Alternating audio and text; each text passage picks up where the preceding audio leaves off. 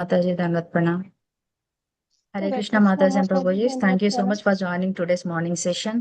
So ఇవాళ మనము అద్భుతమైన 4 విశిష్ట లక్షణాల గురించి తెలుసుకుందాం. కృష్ణుడి యొక్క లక్షణాలు 4 విశిష్టమైన లక్షణాలు. Before I start the class, I would like to take the blessings of senior gurus, Vaishnavas and the Krishna of mercy. ముఖం కరోతి వాచాలం పంగుం లంఘయతే గిరిం యత్ కృపాతమహం వందే శ్రీ గురుం దీనతారణం. శ్రీ చైతన్య परमानंद माधवम श्री चैतन्य ईश्वरम श्री श्री गौर निताय की जय, श्रील प्रभुपाद की जय, श्री श्री राधा मदन मोहन की जय, श्रील प्रभुपाद की जय. निताय गौर हरि हरि बोल.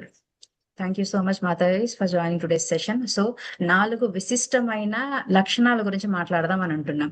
సో మనకి ప్రీవియస్ క్లాసెస్ లో శ్రీమద్ భాగవతం రిఫరెన్స్ గా తీసుకుంటే ఒక్కొక్క దేవత, ఇప్పుడు ఫర్ ఎగ్జాంపుల్ బ్రహ్మ, విష్ణు, మహేశ్వరులు 4 వాళ్ళు కృష్ణ పరమాత్మ గురించి మాట్లాడుకుంటాం.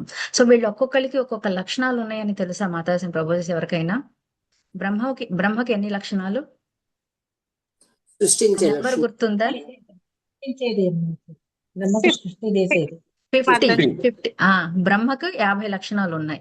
శివుడికి 54 మాతాజీ. 55 యాడ్ అవుతాయి. బ్రహ్మకి 50 లక్షణాలు ఉన్నాయి, శివుడికి 55 లక్షణాలు ఉన్నాయి, విష్ణువుకి 60. మరి దేవాది దేవుడు శ్రీకృష్ణ పరమాత్ముడికి 64. హరిహరి బోల్. సో మనం బ్రహ్మ, విష్ణు, మహేశ్వరులతో కంపేర్ చేస్తున్నామని కాదు, కృష్ణ పరమాత్ములు ఎందుకు స్పెషల్ గా ఆ ఎక్స్ట్రా 4 క్వాలిటీస్ ఉన్నాయి అని అనుకున్నాం కదా. మీరు మాట్లాడడం అయిపోయాక కొంచెం మ్యూట్ లో ఉండండి మాతాజీ ప్రభుజీస్, కొంచెం డిస్టర్బెన్స్ వస్తుంది అంతే. ఓకే, ఆ విశిష్టమైన 4 లాస్ట్ లక్షణాలు ఉన్నాయి కదా, ఆ 4 లక్షణాల గురించి మనం ఇవాళ ప్రయత్నిద్దాం మాట్లాడుకోవడానికి. నాకు తెలిసినంత వరకు మీకు చెప్పడానికి నేను ప్రయత్నిస్తాను. సో ఆ 4 విశిష్టమైన లక్షణాలు ఏంటి అంటే, 1 రూపమాధుర్యం, 2వది లీలా మాధుర్యం, 3వది వేణు మాధుర్యం, 4వది ప్రేమ్నా ప్రియాధిక్యం. అంటే ఏంటి అంటే ప్రేమ అన్నమాట. సో 4 విశిష్టమైన లక్షణాలు మళ్ళీ చెప్తున్నా. రూప మాధుర్యం అంటే ఆయన ఆహార్యం, రూపం అన్నమాట. 2వది లీలా మాధుర్యం. లీలా మాధుర్యం అంటే ఆయన పాస్ట్ టైమ్స్. 3rd వన్ వచ్చేసి వేణు మాధుర్యం, అంటే ఆయన ఏ విధంగా వేణువు మీటుతారు అనేది మనందరికీ తెలుసు. ప్రీవియస్ క్లాసెస్ లో విన్నాం మనం చాలా. ఒక్కొక్కరికి ఒక్కొక్కమైన వేణుగానాన్ని ఆయన మధురంగా ఆలపించగలరు. అవునా కాదా మాతాజీ ప్రభుజీస్? అష్టసకుల్లో రాధారాణికి మాత్రమే ఒక టైప్ ఆఫ్ మాధుర్యం ఉంటుంది ప్లే. గోవులను పిలవడానికి, గోపికలను పిలవడానికి, లేదా ఉన్న జనులందరినీ సమ్మోహనం చేసుకోవడానికి ఒక రకమైన వేణు మాధుర్యాన్ని ఆయన ప్లే చేసేవారు అనమాట. సో 4వది వచ్చేసి వీటన్నిటిని మించింది ఏంటంటే ప్రేమ్నా ప్రియాధిక్యం, అంటే తనని ప్రేమించే వాళ్ళ చుట్టూ ఉండడానికే ఇష్టపడుతూ ఉంటారనమాట. సో 4 క్వాలిటీస్ క్లారిటీ ఉందిగా ప్రభుజీస్ అండ్ మాతాజీస్? మనం డీటెయిల్ గా డిస్కస్ చేద్దాం తర్వాత. రూపమాధుర్యం, లీలా మాధుర్యం, వేణు మాధుర్యం అండ్ ప్రేమ్నా ప్రియాధిక్యం. ప్రేమ్నా ప్రియాధిక్యం అంటే తనని ప్రేమిస్తూ తను ప్రేమించే వాళ్ళ చుట్టూ సాంగత్యంలో ఉండడానికి ఇష్టపడే గుణం అనమాట. ఇప్పుడు ఫస్ట్ దైన రూపమాధుర్యానికి వెళదాం. రూపమాధుర్యం అనేటప్పటికీ శ్రీకృష్ణుని వర్ణన ఎట్లా ఉంటుంది? శరీర వర్ణన జనరల్ గా మనం ఎలా పిలుస్తాము?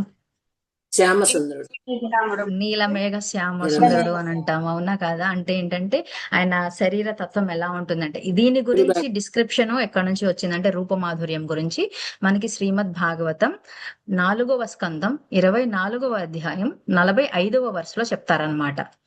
4వ క్యాంటోలో ఆయన రూపం గురించి ఎక్స్ప్లెనేషన్ ఉంటుంది. అంటే ఏంటంటే మనము శ్రీకృష్ణ పరమాత్ముడు అనగానే ఒక మాటతో అనేస్తాం, ఆయన ఏమంటాం? నీలమేఘ శ్యాముడు, ఆయన నవ్వు మంచిగా ఉంటుంది, ఇలా 2-3 వాక్యాల్లోనే చెప్తాం తప్ప అసలు రూపమాధుర్యం గురించి వర్ణన ఎంత బాగుందో చూద్దాం. ఎలా చెప్తారంటే ఆయన రూపం ఎంత అద్భుతంగా ఉంటుంది అంటే, ఈ ప్రపంచంలో ఉన్న అందమంతా కలిపితే ఎట్లా ఉంటుందో అంత అందంగా ఉంటుంది అంట. ఇప్పుడు మనకు తెలిసిన దాని ప్రకారం, భగవద్గీత చదివిన దాని ప్రకారం మనకి మోస్ట్లీ 15వ అధ్యాయంలో చెప్తా ఉంటారు, మనం ఉంటుంది భౌతిక ప్రపంచం.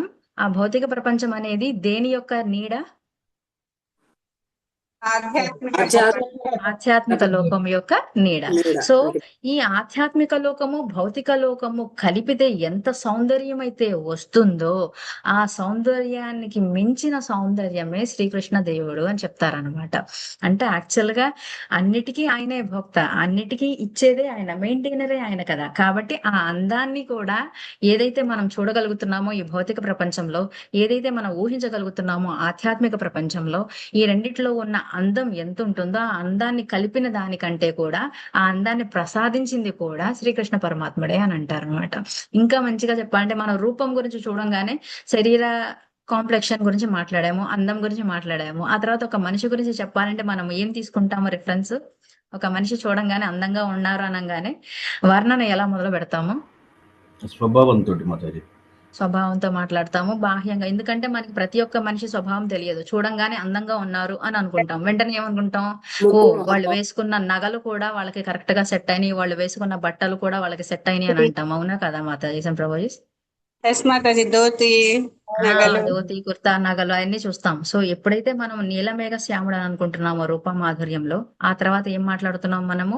అందము. ఆయన భౌతిక ప్రపంచము ఆధ్యాత్మిక ప్రపంచంలో ఎంతైతే అందం ఉంటుందో అదంతా కలిపినా కూడా దానికి మించిన అందము శ్రీకృష్ణ దేవుడిది అని చెప్తాం. అలాగే ఆర్నమెంట్స్ అంటే జనరల్ గా నగలు వేసుకుంటే ఒకరికి అందం వస్తుంది, కానీ ఆ నగలకే అందాన్ని ప్రసాదించేది ఓన్లీ అది శ్రీకృష్ణ పరమాత్ముడు వేసుకుంటే ఆ నగలకే అందం వస్తుందంట. ఎంత బాగుంది కదా వర్ణన. ఇది 3rd canto 2nd chapter లో చెప్తారనమాట. ఆయన ఏంటి, నగలకే నగ లాంటి వాళ్ళు అనమాట శ్రీకృష్ణ పరమాత్ముల వారు. ఆ నగ వేసుకోవడం వల్ల మనిషి బాగుండడం కాదు, ఆ నగకే అందం వస్తుంది అని అంటున్నారు అనమాట. ఇంకా చెప్పాలంటే సింపుల్ గా ఆయన బృందావనంలో మామూలుగా నడుస్తూ వెళ్తున్నప్పుడు అంటే కృష్ణుడు ఆయన యొక్క అందానికి, ఆ రూప మాధుర్యానికి అసలు మొత్తం అంతా కూడా మోహితులైపోయేవాళ్ళట. గోపీస్ గాని ఇంకా చెప్పాలంటే చూస్తున్న వాళ్ళు ఏ పని అయితే ఆ పని ఆపేసి అలా మనం అంటాం కదా ఒక ట్రాన్స్ లోకి వెళ్ళిపోతాము, అలాగా చూస్తూ ఉండిపోతాము అని అంటాం చూసారా. ఎంత అద్భుతంగా ఉంటేనో మనం అలాగా చేసే పని ఆపేసి తననే పరికించడానికి ప్రయత్నిస్తూ ఉంటాం. ఇప్పుడు మనకి చాలా అందమైంది కనిపించినా లేదా మంచి పెద్ద లైటింగ్ కానీ ఏదైనా డెకరేషన్ కానీ కనిపించినా ఒక నిమిషం ఆగిపోతామా లేదా మాతాజీ ప్రభుస్?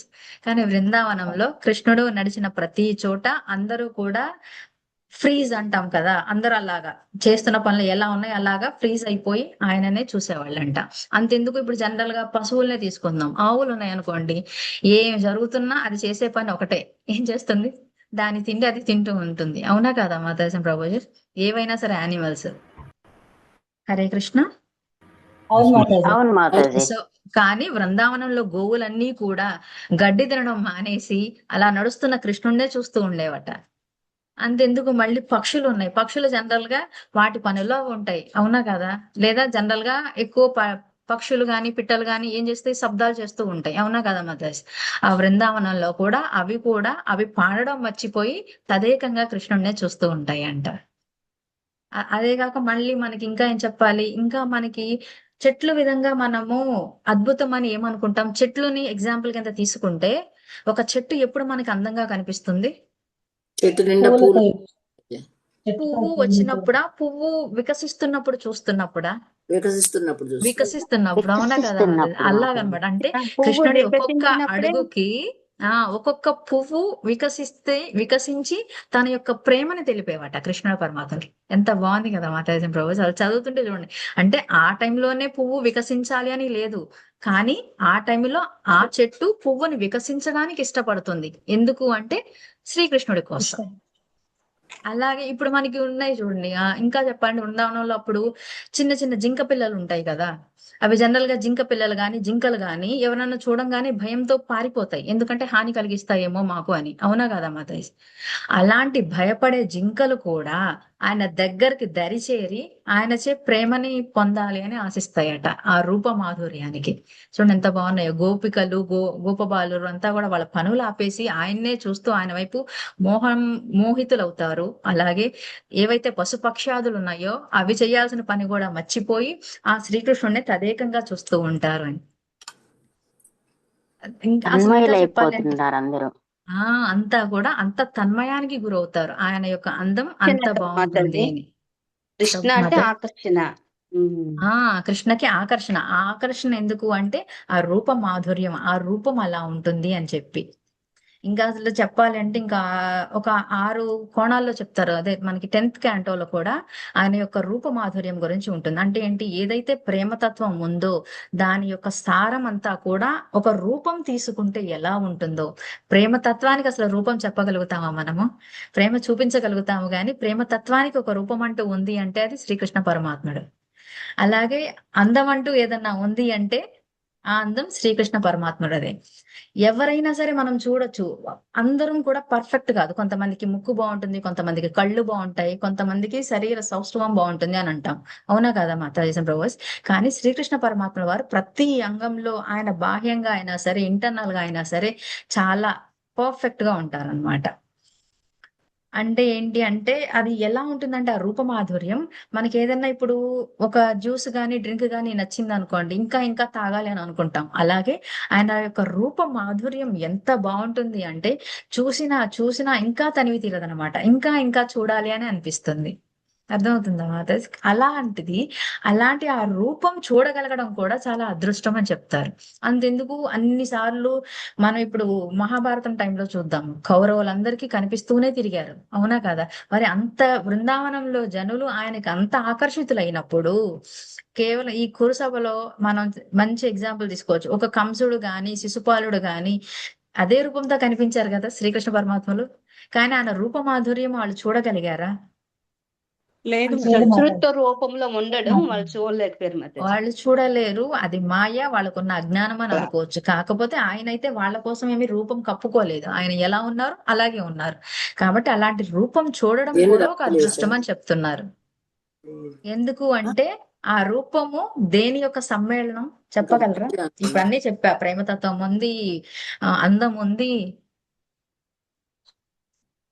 ఆయన యొక్క రూపం ప్రేమతత్వ దేని యొక్క సమూహం. సమ్మేళనం? మనం చెప్తాము ప్రేమతత్వం. షడైశ్వర్యాలని చెప్తాం. గుర్తుందా మాతాజీ ప్రభు? షడైశ్వర్యాల రూపమే ఆయన రూప మాధుర్యం అన్నమాట. ఎందుకు ఒక సరే చూస్తేనే ప్రేమ కలుగుతుందా లేదా ఆకర్షితులం అవుతామా అని అనుకుంటే, చూడకపోయినా కలిగేదే మనకి ఆయన యందు ఉండే ప్రేమతత్వం అన్నమాట. దాని నుంచి వచ్చిందే మనకి గోపికలు, గోపి గీత గుర్తుందా మాత? బృందావనం నుంచి మధురకు ఎప్పుడైతే వెళ్ళిపోతారో శ్రీకృష్ణ పరమాత్మలు, గోపికలందరూ కూడా ఈ గోపి గీత విరహంలోనే కదా పాడతారు. ఎందుకంటే ఆయన రూపం చూసి చూసి అలవాటు పడిపోయి ఆయనని మిస్ అయిన ఫీల్ లో వాళ్ళ ఆ గోపి గీత అనేది పాడతారు. అన్నిట్లో కంటే గోపి గీతలో ఒక లైన్, ఒక చరణం గురించి ఎక్కువగా మాట్లాడతారు. శరద ఉదాసయే సాధు జాత సాత్ సరసిజోదరా శ్రీముసాద్రసా సురతనాథతే శుల్కదాసికా వరద నిహితో నేహ కిం వధ. అంటే ఏంటి అంటే ఈ భౌతిక ప్రపంచం అంతా కూడా ఒక మురికి కూపం లాగా ఉంది. నీ యొక్క ఈ మురికి కూపం అంతా కూడా ఎక్కడుంది అంటే నీ పాదాల కింద, నీ కమల పాదాల కింద ఉంది. కాబట్టి ఆ మురికి కూపంలోంచి రావడానికి నీ పాదపు ఆశ్రయము మాకు కల్పించు కృష్ణ అని గోపికలు పాడుతూ ఉంటారన్నమాట. అర్థమైందా మాతాజీ ప్రభు? అంతెందుకు మళ్ళీ ఇంకొక ఎగ్జాంపుల్ తీసుకుంటే మనము రుక్మిణి మాతాజీ, ఆమె ఎప్పుడైనా చూసిందా శ్రీకృష్ణ పరమాత్మల వారిని రూపానికి మోహితులు అవ్వడానికి? లేదు లేదు, గుణగణాలు విన్నది, విని గుణగణాలు మాత్రమే వినింది. అవునా కదా మాతాజీ? ఎందుకంటే ఆమె ఎప్పుడూ చూడలేదు, కేవలం మునులు ద్వారానే ఆయన గుణగణాలు విని ఆయనని ప్రేమించింది. అవునా కదా? సో ఏంటి అంటే ఆ మనం ఏం చెప్తామంటే ఆయనని భువన సుందరుడు అని కూడా అంటాం. ఎందుకు అంటే ఆ గుణగణాలు తెలుసుకొని తద్వారా ఆయనని భువన సుందరుడు కింద ప్రబోధించింది తప్ప రుక్మిణి మాతాజీ ఏనాడు చూడలేదు. చూడంగానే ఖచ్చితంగా అన్ని కూడా అనుభవించగలుగుతాం, లైక్ చూడగలుగుతాం అన్నమాట. అర్థమైందా మాతాజీ? అండ్ ఇంకా చెప్పాలంటే ఈ రూప మాధుర్యం గురించి మనకి ఈ అష్టకాల్లో కూడా ఉంటుంది. నందనంద అష్టకం అని ఉంటుంది. నందనంద అష్టకంలో కూడా ఏమని చెప్తారంటే కేవలం రూప మాధుర్యం గురించి ఎక్స్ప్లెయిన్ చేస్తారు. అంటే ఏంటంటే ఆ ముఖము ఎంత అద్భుతంగా చామింగ్ అంటాం, అంటే గ్లో ఉంటుంది అంటారు కదా. ఆ కవచ కుండ, అదే చెవికి ఉండే కుండలాలు గాని జనరల్ గా శ్రీకృష్ణ పరమాత్మ వారికి మనం అలంకరణ చేసేటప్పుడు రాస్తూ ఉంటాం. ఏమి రాస్తాము? గంధపు పేస్ట్ రాస్తూ ఉంటాం. అవునా కాదా? సో ఆ శరీరము నీకు ఇవి రాయటం వల్ల నువ్వు నీ నుంచి మంచి సువాసనలు రావటం కాదు, అవి నిన్ను అంటుతున్నాయి కాబట్టి వాటికి అంత మంచి సువాసన వస్తుంది అని చెప్తారు. అంటే చెవి రింగులు పెట్టుకోవడం వల్ల చెవి పోగులు ఎంతైతే అందంగా కనిపిస్తాయో అని మనం అనుకుంటామో, అవి చెవి పోగుల యొక్క అద్భుతం కాదు, అవి నువ్వు పెట్టుకున్నావు కాబట్టి అవి అందంగా కనిపిస్తున్నాయి అని చెప్తారు. అలాగే ఇంకా కళ్ళని దేంతో పోలుస్తారు? కృష్ణ పరమాత్మ యొక్క కళ్ళు కలువరేకులు. కలువరేకులు, కలువ పూలతో పోలుస్తారు. తల మీద ఉన్న నెమలి పింఛం పైన నెమలి పింఛం పెట్టుకోవడం వల్ల నెమలికే మంచి ఉన్నత స్థాయిని నువ్వు ప్రసాదించావు అని అనుకుంటారు. అవునా కదా మాత? ఇంకా ఇంకా చెప్పాలంటే ఓవరాల్ గా ఆ రూపమాధుర్యం ఎలా ఉంటుంది అంటే, జనరల్ గా మనం మనుషుల్లో ఎగ్జాంపుల్ కింద తీసుకోవాలి అంటే, అందరికంటే మన్మధుడు చాలా చక్కగా అందంగా ఉన్నాడు అని అంటారు. అవునా కాదా? అందరినీ మోహనం చేస్తాడు కాబట్టి మన్మధుడు అని పేరు వచ్చింది. కానీ అలాంటి మన్మధుడు మిలియన్లు కలిపితే ఎంత అందం వస్తుందో అంత అందము శ్రీకృష్ణ పరమాత్ములది అని అంటాం. అంటే ఇక్కడ మనం ఇంకో విషయం గుర్తుపెట్టుకోవాలి. మనం రూపమాధుర్యం మాట్లాడుతున్నాము అంటే కేవలం అందం మాత్రమే కాదు, ఆయన అందంతో పాటు ఆయన యొక్క ప్రేమని, అలాగే దైవత్వాన్ని, ఆయన నుంచి లోపల వచ్చే స్వయం ప్రకాశపు కొన్ని ఉంటాయి కదా, స్వయం ప్రకాశం, ఇలాంటివన్నీ కూడా మనము ఆ రూపమాధుర్యం ద్వారా మనము టేస్ట్ చూడగలుగుతాము లేదా ఆస్వాదించగలుగుతాము అని చెప్తున్నారు. సో రూపమాధుర్యం కేవలం అందం మాత్రమే కాదు, ఆనందం ఉంది, దైవత్వం ఉంది, ఆయన స్వయం ప్రకాశుడు కాబట్టి అవన్నీ చూసినప్పుడు మనము అలౌకికమైన ఆనందానికి అనుభూతి చెందగలుగుతాము అని చెప్తున్నారు. క్లియరా మాతాజీ? రూపమాధుర్యం.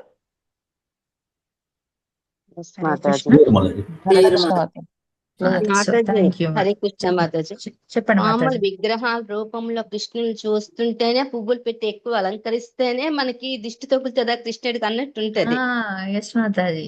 అంటే ఇప్పుడు ఆ పువ్వులు పెట్టడం వల్ల కూడా పువ్వు వల్ల కృష్ణుడికి అందం రాలా, కృష్ణుడి వల్ల ఆ పువ్వుకి అందం వచ్చింది అనేది అర్థం అంటే చేసుకోవాలి. అలా చూస్తుంటే చాలా ఆనందం, ఎంత బాగుంది అన్నట్టు అనిపిస్తుంది విగ్రహం రూపంలోనే. రూపమాధుర్యం, అసలు రూపమాధుర్యంలోనే ఇంత ఆనందం ఉన్నప్పుడు ఇక తర్వాత గుణగణాలు చూస్తే ఇంకా ఇంకా అసలు మనము అంటే నిజంగా ఖచ్చితంగా చూస్తే డైరెక్ట్ గా గోపికలు చూశారు కాబట్టి వాళ్ళు ఇంకా మరి ఇంకా అదృష్టవంతులు. అది మనకి ఆ దర్శన భాగ్యం కలగడమే గొప్ప అదృష్టం అని చెప్తున్నారు ఇక్కడ. విగ్రహ రూపంలో భాగ్యం దొరకడం మనకు అదృష్టం. ఎస్ మాతాజీ. సో సెకండ్ దానికి వెళ్దాము. ఇకపోతే సెకండ్ వన్ లీలా మాధుర్యం. లీలా మాధుర్యం అంటే ఆయన చాలా ముద్దుగా చేసిన పాస్ట్ టైమ్స్ అన్నమాట. సో అంటే ఏంటంటే ఆయన ఎవరెవరితో లీలలు చేశారు? బృందావనంలో ఉన్నప్పుడు మనం ఎక్కువగా లీలల గురించి మాట్లాడుకుంటాం. అంటే గోపబాలులతో చేశారు, తన స్నేహితులతో చేశారు, స్నేహితులతో కలిసి చేసిన అతి అతి ముఖ్యమైన లీల ఒకటి ఉంది, స్నేహితులతో కలిసి ఆడుకోవడంతో కాకుండా.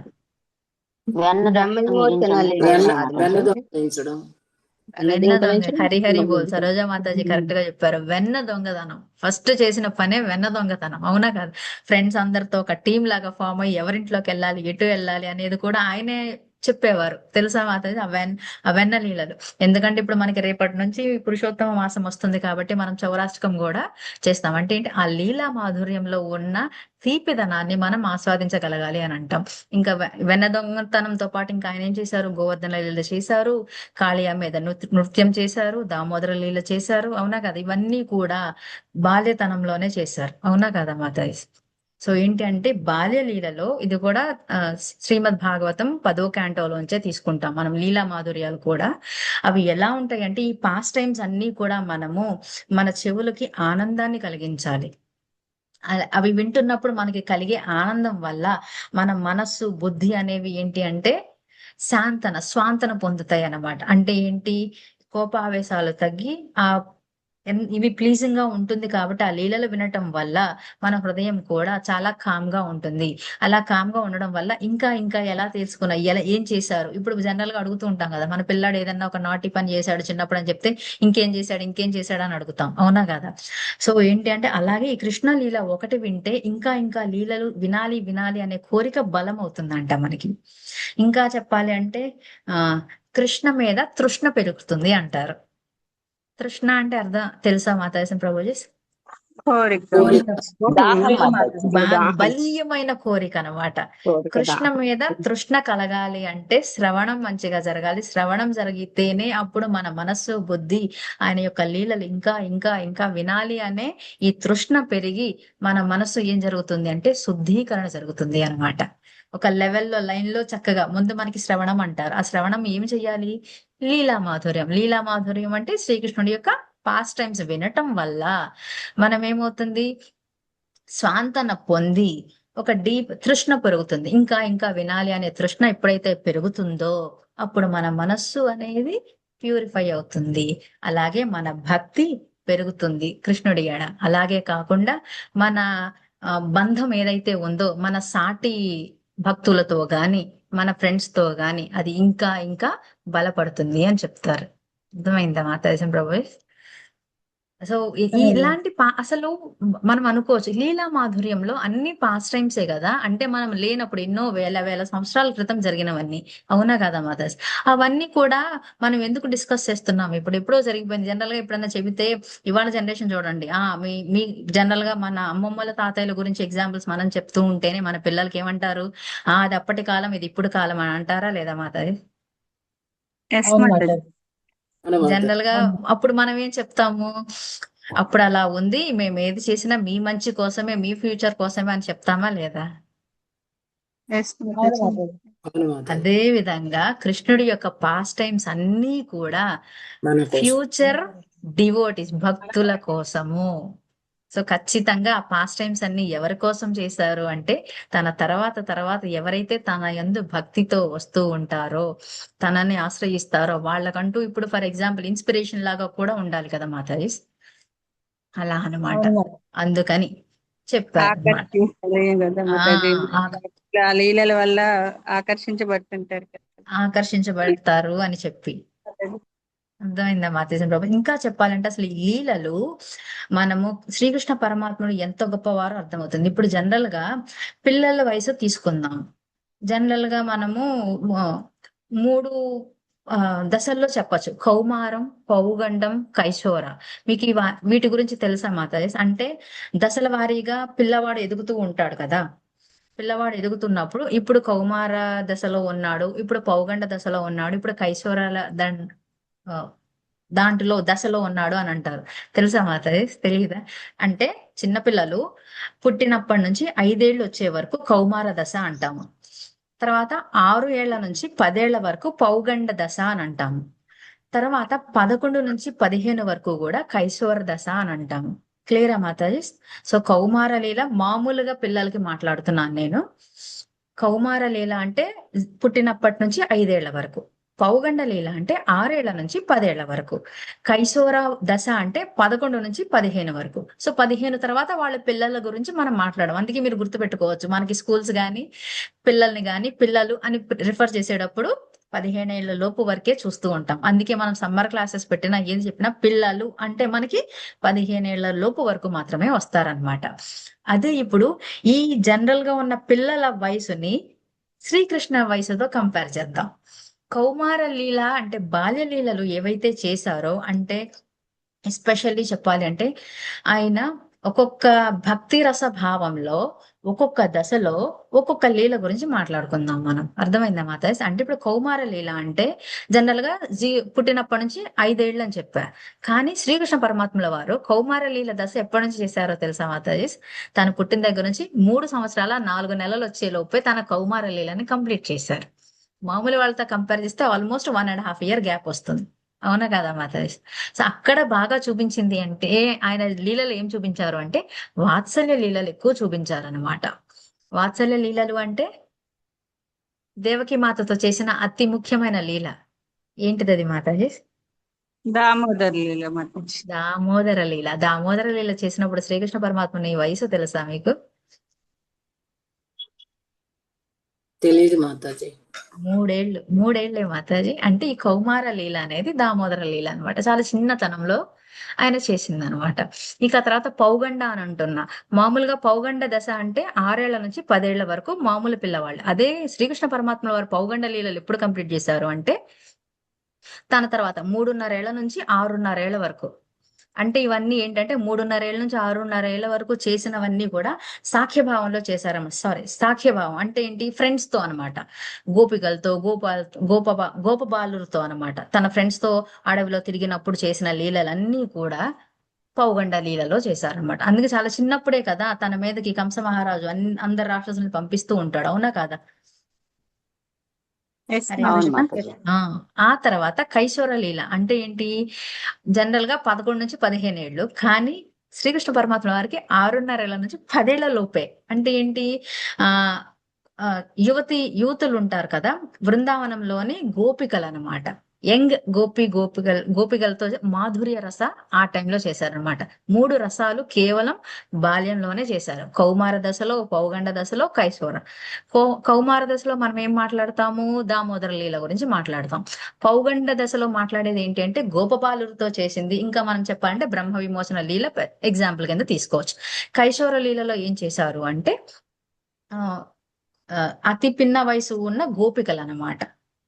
సో ఇవన్నీ అంటే 3 phases ఆఫ్ బాల్య లీల: కౌమార లీల, పౌగండ లీల, కైశోర లీల. నేను ఒక్కొక్క లీలనే రెఫరెన్స్ గా తీసుకున్నా, కానీ ఆయన చాలా చాలా లీలలు చేశారు. కేవలం 10 ఏళ్ల లోపు మాత్రమే చేశారు అనమాట. ఎంత గొప్పవారు కాకపోతే, అంటే ఇంకా చెప్పాలి అంటే వెన్న దొంగతనం గాని, గోవర్ధన లీల కానీ, కాళీయ మీద నృత్యం చేయడం గాని, అవునా కదా? సో ఆ కాళీయ మీద నృత్యం చేసినప్పుడు మనకి భౌతికంగా ఒక విషయం చెప్తారన్నమాట. కాళీయ పడగలు చాలా ఉంటాయి, అవునా కదా మాతాజీ? కాళీయ తల మీద Yes, మాతాజీ. అవును పడగలు, మాతాజీ.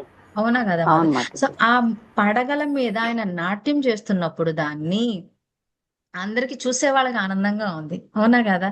అలా నాట్యం చేయటం వల్ల ఆయన 2 విషయాల్ని చెప్పారన్నమాట. ఒకటి ఏంటి అంటే కాళీయ పడగల మీద నాట్యం చేస్తూ కాళీయ యొక్క మనస్సు బుద్ధిని ప్యూరిఫై చేశారు ఆ పాదాలతో అన్నమాట. ప్యూరిఫై చేయటం వల్ల అతనికి ఉన్న విషమంతా పోయి అతను ప్యూరిఫై అయ్యాడు అనేది ఇక్కడ చెప్తాం. అంటే క్లియర్ గా చెప్పాలంటే ఈ లీలా మాధుర్యం ఏదైతే ఉందో అది కేవలం కథలే కాదు. ఏంటి అంటే మనకి ఒక బంగారు తాళాలు అన్నమాట. బంగారు తాళాల ద్వారా ఏం ఓపెన్ చేయగలుగుతాము? మన మనస్సును ఓపెన్ చేసి ఆ మనస్సు నిండా శ్రీకృష్ణుడి మీద ప్రేమని, ఆనందాన్ని, భక్తిని నింపుకుంటాం అన్నమాట. అవి నింపుకోవాలంటే ముందు మన మనసు ఓపెన్ అవ్వాలి కదా మాతాజీ ప్రభుస్. ఆ మనసు ఓపెన్ అవ్వడానికి తాళమే ఈ పాస్ట్ టైమ్స్ అన్నమాట, లీలా మాధుర్యం. క్లియరా మాతాజీ? సో ఫస్ట్ రూప మాధుర్యం వచ్చేసి దేనికని చెప్పాము మనము?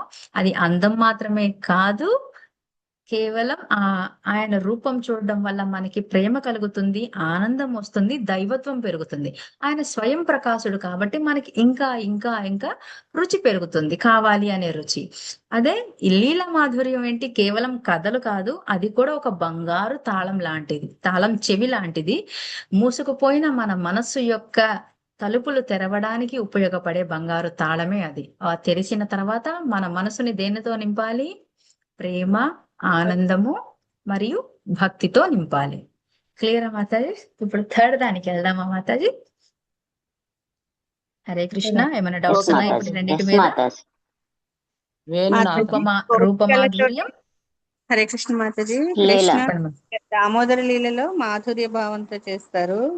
మా గోపబాలు కౌమార లీలలో వాత్సల్య భావం. వాత్సల్య. Okay, thank you okay Hare మాతాజీ. Hare Krishna. So 3rd one వేణు మాధుర్యం. అంటే ఏంటి అంటే ఎంత మధురంగా వేణువు ఊదారు, వేణుధారి అని అంటాం, అవునా కాదా? అసలు అంటే బృందావనము ఒక ప్లేస్ ఎలాంటిది అంటే ఇప్పటికీ కూడా అందరూ చాలా మంది బృందావనం వెళ్ళడానికి ఎందుకు పరితపిస్తారు అంటే అక్కడ వచ్చే మామూలు గాలి యొక్క శబ్దం కూడా ఆయన యొక్క ఊదుతాడు కదా, వేణువు రంధ్రాలలో దూరి అంత అద్భుతమైన సంగీతాన్ని బయటికి ఇవ్వడానికి ఇష్టపడే గాలి బృందావనంలో ఉంది అని చెప్తారు. ఎంత బాగా పోల్చారో చూడండి. అంటే ఏంటంటే ఆయన ఊదుతున్నాడు అని అనుకున్నా ఊదడానికి జనరల్ గా మనం గాలిని ఊదుతాం, అవునా? మన గాలితో పాటు బయట గాలి కూడా వస్తుందా లేదా? సో బృందావనంలో ఉన్న గాలి ఆ పర్టికులర్ గా కృష్ణుడి యొక్క వేణువులోకి వెళ్ళి ఆయన వేళ్లతో నిమరబడి మంచి వేణు మాధుర్యం లాగా రావడానికి ఇష్టపడతాయంట. అసలు ఇంకా చెప్పండి, ఆయన వేణుగానం చేస్తున్నప్పుడు బ్రహ్మ గాని, ఇంద్రుడు గాని, శివుడు గాని వాళ్ళందరూ కూడా ఎంతో అసలు తన్మయానికి గురయ్యి ఆనందాశ్చర్యాలతో మునిగి తేలేవారట. ఇంకా చెప్పాలి అంటే అసలు ఆయన ఆయన యొక్క గీతం, వేణు గీతము ఈ మొత్తం ప్రపంచాన్నే తాకుతుంది అని అంటారు అనమాట. ఇంకా చెప్పాలి అంటే ఆ ఫ్లూట్ ఊదడానికి ఆయన పెదవుల నుంచి గాలి రావాలి. అవునా కాదా మాతాజీ? అంటే ఇప్పుడు జనరల్ గా మనం ఏదన్నా శ్రవణం చేస్తున్నాము అంటేనే గురుదేవుల యొక్క ఆ ఆ పెదవుల నుంచి వస్తున్నాయి అని అంటాం. అవునా కాదా? ఆ లిప్స్ అనేవి ఏంటి అంటే అమృతం వంటిది. అమృతం వంటి గాలిని ఆ ఫ్లూట్ హోల్స్ లో పెట్టి ఆయన బయటికి పంపిస్తున్నారు అంటే ఆ గాలి ఎంత అదృష్టం చేసుకొని ఉండాలి, అది వింటున్న చెవులు ఇంకెంత అదృష్టం చేసుకోవాలి. ఆ వేణు మాధుర్యం కృష్ణుడు ఆలపించింది వినాలి అంటే అది అసలైన ఆభరణం మన చెవులకి అని అంటున్నారు. ఆ మాధుర్యం ఎలాంటిది అంటే దానికి బంధింపబడని మనసే ఉండదంట. ఉందా? ఆ ఆ వేణు రిధం అంటాం, మ్యూజిక్ కంపోజన్ అంటాం కదా, ఆ టైం గాని అవి గాని ఏవైనా సరే దానిని మించింది ఇంకొకటి లేదు. అంటే ఈ వేణు మాధుర్యం నుంచి మనకి ఏం తెలుస్తుంది అంటే ఇవి చెప్పచ్చు ఏంటి అంటే హిప్నటైజ్ అయినట్టు అయిపోతామంట. జనరల్ గా ఇప్పుడు ఎవరైనా మనకి మాటలతోనే హిప్నటైజ్ చేస్తారు. అదే మీరు ఎప్పుడైనా గమనించారా? టెక్నికల్ సెషన్ అదే ఇవి ఎప్పుడైనా కౌన్సిలింగ్ సెషన్స్ కి వెళ్ళినప్పుడు థెరపిస్టుల దగ్గరికి మాటల కంటే మ్యూజిక్ థెరపీ చెప్తూ ఉంటారు. విన్నారా ఎప్పుడైనా మాతాజీ అండ్ ప్రభుజీస్? తెలుసా ఇది మీకు? లేదు మాతాజీ, మేము వెళ్ళలేదు కాబట్టి. హరే కృష్ణ. అదే బట్ కానీ ఇన్ జనరల్ గా ఎక్కడైనా కానీ ఒకరికి ట్రీట్మెంట్ జరగాలి అంటే ఎక్కువగా మ్యూజిక్ నే వాడతారనమాట. ఎందుకంటే ఒక మాట కంటే కూడా ఆ ధ్వని ప్రభావం అంత బాగా పనిచేస్తుంది ఒక మనిషి యొక్క బుద్ధి మీద. సో అందుకని ఈ అదే మామూలు మ్యూజిక్ అలా ఉన్నప్పుడు, అందుకే మనకి ఇప్పుడు జనరల్ గా చూడండి, సినిమాల కంటే సినిమాలో పాటలే ఎక్కువ ప్రాచుర్యం పొందుతాయా లేదా? అవును మాతాజీ. ఎందుకు అంటే ఆ యొక్క సంగీతానికి మనం అడిక్ట్ అవుతున్నాం. ఆ సంగీతం మామూలుగా భౌతిక సంగీతమే అంత బాగున్నప్పుడు దేవాది దేవుడైన శ్రీకృష్ణుడు వాయించే ఫ్లూట్ నుంచి వచ్చే మాధుర్యం ఎంత బాగుంటుంది, ఎంత మాధుర్యంగా ఉంటుంది, ఎంత ఆ ఆకర్షింపబడతాము. అంటే ఏంటి, ఇది కేవలం ధ్వని కాదు, అది ఏంటి అంటే ఒక ప్రేమ పూరితమైన ఆహ్వానం అన్నమాట. అది స్వయంగా కృష్ణుడి దగ్గర నుంచి వస్తుంది. అందుకే మీరు గమనించవచ్చు, ఎక్కడ గుడికైనా వెళ్ళండి, ఏ గుడైనా అబ్జర్వ్ చెయ్యండి, ఏ దేవుడి చేతిలో అయినా ఫ్లూట్ ఉంటుందా? ఒక్క కృష్ణ పరమాత్ముడి దగ్గరే ఫ్లూట్ ఎందుకు ఉంది అంటే ఆయన యొక్క విలక్షణమైన క్వాలిటీ కాబట్టి. అంటే ఏంటి, వచ్చిన డివోటీతో ఆయన చెప్తూ ఉంటారు అనమాట, నీ కోసమే నేను ఇదిగో ఫ్లూట్ వాయిస్తున్నాను. నీ లైక్ ప్రతి మనిషిలో ఏం చూస్తారు, మనిషిని కాదు కదా మనం చూడేది, వాళ్ళ యొక్క ఆత్మని. అవునా కదా? అలా ఈ వేణు మాధుర్యం ద్వారా ఈ వేణువుని ఊదుతూ నేను నీకు ప్రేమయుతమైన ఆహ్వానాన్ని ఇస్తున్నాను, నా దగ్గరికి రమ్మని. So Krishna will be waiting అనమాట. ఎప్పుడు కూడా కృష్ణ వెయిట్ చేస్తూ ఉంటారు, ఈ ఆత్మ ఎప్పుడు వస్తుంది, ఈ జీవి నా దగ్గరికి ఎప్పుడు వస్తుంది, ఈ జీవి నా దగ్గరికి ఎప్పుడు వస్తుంది అని ఆ సుమధురమైన వేణుగానంతో. ఎంత బాగుంది కదా మాతాజీ ప్రభుజీ. సో ఇంకెప్పుడు వెళ్ళినా కూడా కృష్ణుడు మన కోసమే ఫ్లూట్ ఊదుతున్నాడు అనే భావన కలిగితే అంతకంటే ఆనందం ఉంటుందా? సో అది కేవలం ధ్వని కాదు, ప్రేమయుత ఆహ్వానం. ఎక్కడి నుంచి? స్వయంగా శ్రీకృష్ణ పరమాత్మల దగ్గర నుంచి. అర్థమైందా మాతాజీ ప్రభుజీ? అవును క్లియర్? మాతాజీ, ఫోర్త్ దానికి చాలా వెళ్దాం. అద్భుతం మాతాజీ. అర్థమైంది మాతాజీ. ఆ కంపారిజన్ చూస్తేనే ఆ వేణుగానానికి అదే సమ్మోహనం అంటూ ఉంటాం. సమ్మోహనం. అవును అనురాధ మాతాజీ, అవును థ్యాంక్ యూ మాతాజీ. మాతాజీ. సమ్మోహనం అంత సమ్మోహనంగా ఉంటుంది అనమాట. ఇప్పుడు నాలుగొక విలక్షణమైన క్వాలిటీ లక్షణం చూద్దాం. దాన్నే ప్రేమ ప్రియాధిక్యం అంటే ఏంటి? జనరల్ గా మనమే కృష్ణ తీసుకుందాం. మాతాజీ, మనకి నచ్చిన చెప్పండి మాతాజీ. హరే కృష్ణ. ఇప్పుడు మన మనస్సు నిండా కల్మషాలే కదా మాతాజీ. ఉమ్. అందుకనే మరి ముందు ఏం చెప్పాము, లీలా మాధుర్యం విన్నాకే మనం వేణు మాధుర్యానికి రాగలుగుతాం. అవును మాతాజీ. అంటే ఇవన్నీ కూడా ఆర్డర్ లో ఉంటాయి. చెప్పండి మాతాజీ. బంగారు తాళాలతో తీయాలి అన్నారు కదా. బంగారపు తాళం చెవి అనేది ఏంటి అంటే ఆ లీలలు అన్నమాట. ఓకే. ఆ లీలలు ఎప్పుడైతే వింటామో మన చేతికి తాళం చెవి వస్తుంది. అప్పుడు మనం ఓపెన్ చేయగలుగుతాం అన్నమాట. అది మనం ఎక్కువ శ్రవణం చేసినా అప్పుడు మన మనసు కల్మషం అయిపోతుంది కదా మాతాజీ. ఎక్కువ శ్రవణము కృష్ణ కథలు చేసినప్పుడు ఎప్పుడూ అవ్వదు మనకి. బయట మెటీరియల్ భౌతిక విషయాలు మాట్లాడినప్పుడు, భౌతిక వాంఛల వైపు పరిగెత్తినప్పుడు ఖచ్చితంగా మన మనసు కల్మషం అవుతుంది. ఎందుకంటే నిండిపోతుంది కదా, ఆలోచనలతోనే నిండిపోతుంది. భౌతికమైన ఆలోచనలతో, భౌతికమైన కోరికలతో నిండిపోతూ ఉంటుంది. అవును మాతాజీ. ఆ శ్రవణం అనేది అందుకే ఆధ్యాత్మికం చేయాలి, ఎక్కువగా కృష్ణ కథలు చేయాలి, లేదా కృష్ణ లీలలు చదవాలి అని అంటారు. అలా చేస్తే మన మనసు కొంచెం ఇది అవుతుంటది. అప్పుడు నెమ్మదిగా ఇది వెంటనే జరగదు మాతాజీ, చాలా టైం మన పడుతుంది. ఆధ్యాత్మికం తక్కువ, భౌతికం ఎక్కువ కాబట్టి దానికి మనం అట్రాక్ట్ అయిపోతాం. అవును. Okay Mataji, thank you. Hare Krishna mother, thank you. And మనం ఇప్పుడు ప్రేమ ప్రియాధిక్యం 4వ విశిష్టమైన లక్షణం గురించి తెలుసుకుందాం. ఇప్పుడు మనమే ఉన్నాం అనుకుందాం, మనము మనల్ని బాగా ఆదరించే వాళ్ళు లేదా మనల్ని బాగా చూసుకునే వాళ్ళ దగ్గరికే వెళ్ళాలనుకుంటాం, అవునా కాదా? మనకి నచ్చిన వాళ్ళ దగ్గరికి వెళ్ళాలనుకుంటామా మాతాజీ ప్రభుజీ? ఇంకా సింపుల్ ఎగ్జాంపుల్ తీసుకోవచ్చు. ఇప్పుడు ఒక ఇంట్లో పిల్లవాడు ఉన్నాడు అనుకుందాము. మా అత్తయ్య లైక్ మేనమామ ఇప్పుడు బాగా, లేదా అమ్మమ్మ వాళ్ళు ఎక్కువ గారాబం చేస్తున్నారు, లేదా నానమ్మ వాళ్ళు గారాబం చేస్తున్నారు అనుకుందాం. అప్పుడు వాళ్ళ దగ్గరికి ఎక్కువ వెళ్ళడానికి ఇష్టపడతారు, అవునా కదా మాతాజీ ప్రభుజీ? సో ఎక్కడైతే మ్యూచువల్ ఎక్స్చేంజ్ అంటే నేను ప్రేమ ఇస్తే నాకు ప్రేమే వస్తుంది, నేను ద్వేషం ఇస్తే ద్వేషమే వస్తుంది. కానీ ఈ కృష్ణ ఏం మాట్లాడతారు అంటే తను ప్రేమిస్తూ తనని ప్రేమించే వాళ్ళ మధ్యలో ఉండడమే గొప్ప విశిష్టమైన లక్షణం అని చెప్తున్నారు. ఎందుకు అంటే ఆ ప్రేమ తత్వం ఆయనకి ఇష్టం కాబట్టి ఆయన్ని ప్రేమించే వాళ్ళతో ఆయన క్లియర్ గా చెప్తూ ఉంటారు, నేను మీకు ప్రియమై ఉండొచ్చు, కానీ నాకు ప్రియమైనది ఎవరు? నా మీద ప్రేమ ఉన్నవాళ్ళు, అవునా కదా మాతాజీ రోజు? అంటే ఇంకా సింపుల్ గా చెప్పచ్చు, భక్తులు. ప్రియమైన వాళ్ళు భక్తులు అన్నమాట. ఇంకా మీరు ఎగ్జాంపుల్ తీసుకోవాలి అంటే ఎప్పుడైనా ఇప్పుడు పొలిటికల్ లీడర్ ఎగ్జాంపుల్ తీసుకుందాం. భౌతిక ఎగ్జాంపుల్స్ అయితే మనకి బాగా అర్థమవుతాయి. పొలిటికల్ లీడర్ గురించి ఆలోచిద్దాం. ఆయన ఎప్పుడైనా తన బ్యాచ్ లైక్ అనుయాయులు, ఫాలోవర్స్ లేకుండా ఎప్పుడైనా కనిపిస్తారా మాతాజీ మనకి? సింగిల్ గా ఎప్పుడైనా చూడగలుగుతారా మీరు? ఏ ఒక్క పొలిటీషియన్ అయినా సరే ఎప్పుడు కూడా బ్యాచ్ లేదు. ఎందుకంటే వాళ్ళందరూ తనని అభిమానిస్తున్నాడు. అభిమానించవచ్చు, అభిమానించకపోవచ్చు, అది లోపల విషయం మనకు తెలియదు. బట్ కానీ ఆయన వెన్నంటైతే వస్తారు కదా. అవునా? లైక్ అదే అన్నమాట. అంటే ఏంటి, ఎప్పుడైతే మనము మనకి నచ్చిన వాళ్ళతోనే ఉండాలి, వాళ్ళ సాంగత్యంలోనే ఉండాలి అని అనుకుంటామో, ఇంకా ఈజీగా చెప్పాలంటే ఒక రాజుకి ఎంతమంది అంటే సభలో కాకుండా ఇంట్లో చూడండి, ఒక రాజుకి ఇంట్లో ఎంతమంది ఉంటారు? లైక్ పని వాళ్ళు కానివ్వండి, అవునా కదా, వంట వాళ్ళు కానివ్వండి, లేదా సపరీలు చేసే వాళ్ళు కానీ, అవునా కదా? ఆ విధంగా కృష్ణ పరమాత్ముల వారు ఏమనుకుంటారు, నాకు ప్రియమైన వాళ్ళు ఎవరు? భక్తులు, అవునా కదా?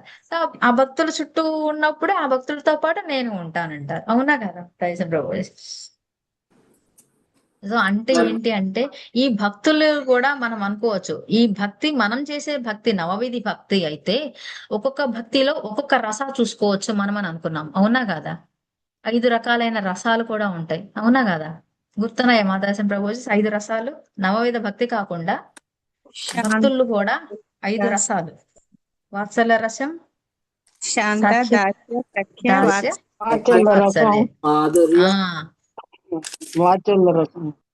ఎస్ మాతాజీ. సో ఈ 5 రసాల్లో ఒక్కొక్క భక్తుడికి ఒక్కొక్క రసం ఉండొచ్చు, అవునా కదా? అందరి భక్తుల్లో అన్ని రసాలు ఉండకపోయినా ఏదో ఒక రసాన్ని గట్టిగా పట్టుకొని భక్తి చేస్తూ ఉంటారు. అలాంటి ప్రియమైన భక్తుల మధ్యలో ఉండడానికి మాత్రమే శ్రీకృష్ణ పరమాత్ముల వారు ఇష్టపడతారు. ఇలాగే సేమ్ శ్రీమద్ భాగవతం 10th cantoలో ఇంకోటి చెప్తూ ఉంటారు అనమాట. ఈ బృందావనంలో ఉన్న వ్రజవాసీలు అని అంటాం కదా, వాళ్ళు ఎంత గొప్ప అదృష్టం చేసుకోకపోతే వాళ్ళతో శ్రీకృష్ణ పరమాత్ముడు ఒక స్నేహితుడుగా, అవునా కదా, ఒక స్నేహితుడుగా వాళ్ళల్లో ఒకరుగా తిరిగి కలిసి తిరిగి మెసిలారు అని అంటారు. మెసలడమే కాదు, కలిసి తిరగడమే కాదు, వాళ్ళకి అంతే ఆనందాన్ని కూడా ప్రసాదించారు అని అంటాం, అవునా కదా? అదేంటి, సఖ్యరసంలో ఆయన ఇచ్చారు. అలాగే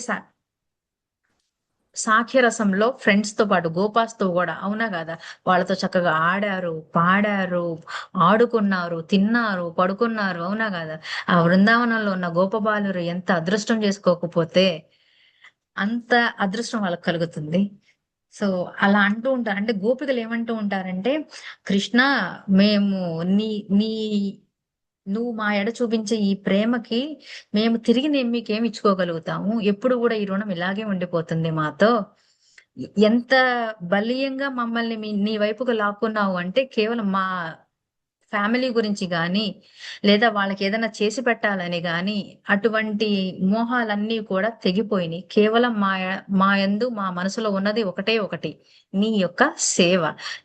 నువ్వు మా వైపు చూపించే ఈ ప్రేమకి తిరిగి నేను మీ రుణం ఎలా తీర్చుకోవాలో మాకు అర్థం కావట్లేదని గోపికలు పదే పదే బాధపడుతూ ఉంటారంట.